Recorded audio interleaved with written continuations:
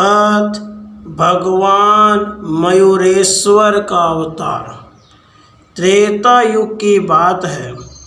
मैथिल देश में प्रसिद्ध गंडकी नगर के सधर्म परायण नरेश चक्रपाणि के पुत्र सिंधु के क्रूरतम शासन से धराधाम पर धर्म की मर्यादा का अतिक्रमण हो रहा था। उसी समय भगवान गणेश ने मयूरेश्वर के रूप में लीला विग्रह धारण कर विविध लीलाएं की और महाबली सिंधु के अत्याचारों से त्रैलोक्य का रक्षण करते हुए पुनः विधाता के शाश्वत नियमों की प्रतिष्ठापना की।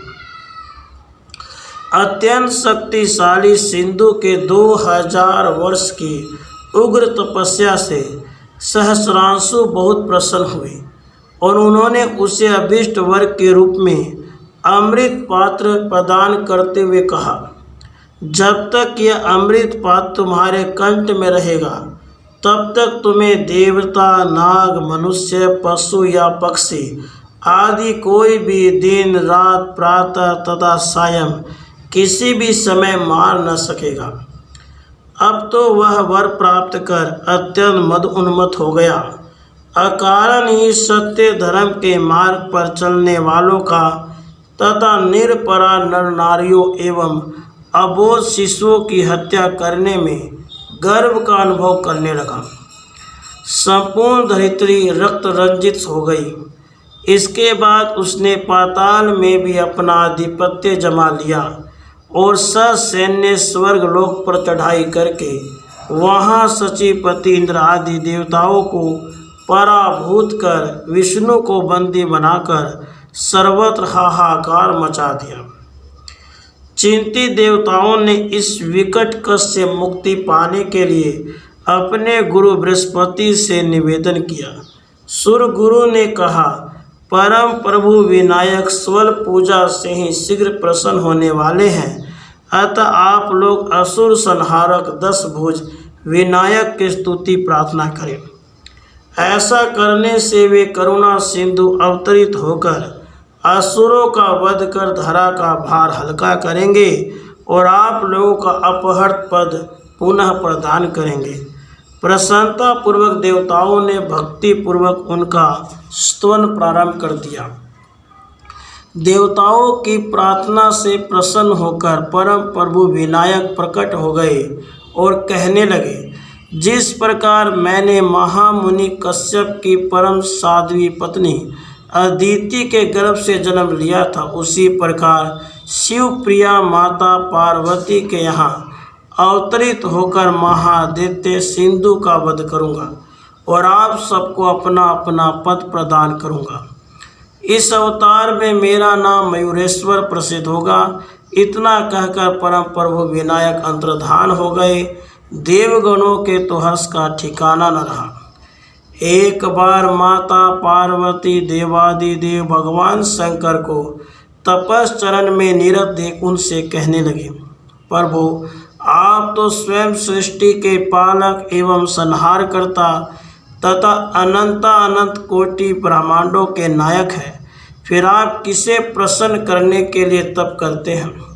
शूलपाणि ने उत्तर दिया, निष्पापे मैं उन अनंत महाप्रभु की प्रसन्नता के लिए तप करता हूँ, जिनकी शक्ति, गुण और कर्म सभी अनंत है। अनंत ब्रह्मांड उनके प्रत्येक रोम में निवास करते हैं और समस्त गुणों के इस होने का वे गुणेश कहे जाते हैं।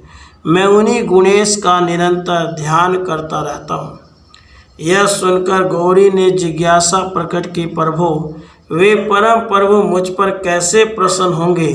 मुझे उनका प्रत्यक्ष दर्शन किस प्रकार हो सकेगा? भगवान शंकर ने कहा, हे प्रिय, निष्ठापूर्वक किए गए आराधन तथा तपश्चरण से ही उनका दर्शन सुलभ हो सकेगा। इसके लिए तुम्हें 12 वर्षों तक गणेश के एकाक्षरी मंत्र का जप करना होगा।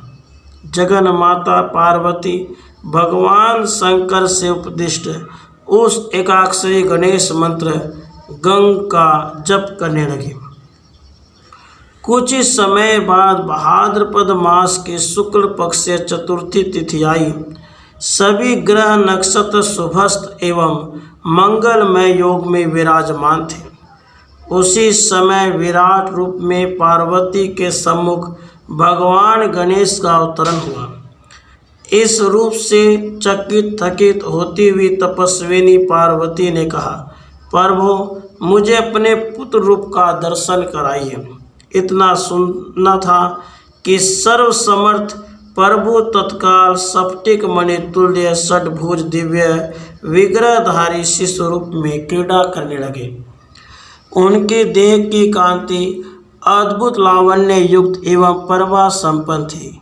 उनका वक्षस्थल विशाल था। सभी अंग पूर्णतः शुभ चिन्हों से अलंकृत थे। दिव्य शोभा संपन्न विग्रह ही मयूरेश्वर रूप में साक्षात प्रकट हुआ था। मयूरेश के आविर्भाव से ही प्रकृति मात्र आनंद विभोर हो उठी। आकाश देवगण पुष्प वर्षण करने लगे। आविर्भाव के समय से ही सर्वविघ्नहारी शिवा पुत्र की दिव्य लीलाएं प्रारंभ हो गई थी। एक दिन की बात है, समस्त ऋषियों के अन्यतम प्रीतिभाजन हिरम क्रीड़ा मग्न थे। सहसा गृध रूपधारी एक भयानक असुर ने उन्हें अपनी चोंच में पकड़ लिया और बहुत ऊंचे आकाश में उड़ गया। जब पार्वती ने अपने प्राण प्रिय बालक को आकाश में उस विशाल गृध्र के मुख में देखा तो सिर धुन धुन कर करुण विलाप करने लगी। सर्वात्मा हेरम ने माता की व्याकुलता देखकर मुष्टि प्रहार मात्र से ही गृध्रासुर का वध कर दिया। चित्कार करता हुआ विशाल का असुर पृथ्वी पर गिर पड़ा। बाल भगवान मयूरेश उस असुर के साथ ही नीचे आए थे, परंतु वे सर्वथा सुरक्षित थे। उन्हें खरोंच तक नहीं लगी थी। माता पार्वती ने दौड़कर बच्चे को उठा लिया और देवताओं की मिन्नत करते हुए दुग्ध पान कराने लगे। इसी तरह एक दिन माता पार्वती जब उन्हें पालने में लिटाकर लोरी सुना रही थी, उसी समय सेम और कुशल नामक दो भयानक असुर वहां आकर बालक को मारने का प्रयत्न करने लगे। पार्वती जी अभी कुछ समझ पाती तब तक बालक ने अपने पदाघात से ही उन राक्षसों का हृदय विदीर्ण कर दिया। वे राक्षस रक्त वमन करते हुए वहीं गिर पड़े। भगवान ने उन्हें मोक्ष प्रदान कर दिया। एक दिन माता पार्वती सखियों के साथ मंदिर में पूजा करने लगी। बाला गणेश वही मंदिर के बाहर खेलने लगे। उसी समय क्रूर नामक एक महाबलवान असुर ऋषि पुत्र के वेश में आकर उनके साथ खेलने लगा और खेल खेल में हेरम को मार डालने के लिए उनके केस पकड़कर उन्हें धरती पर पटकना चाहता था, परंतु लीलाधारी भगवान ने उसका गला दबाकर तत्क्षण ही उसकी यह लीला समाप्त कर दी। सखियों सहित पार्वती अदृश्य देखकर आश्चर्यचकित हो गई।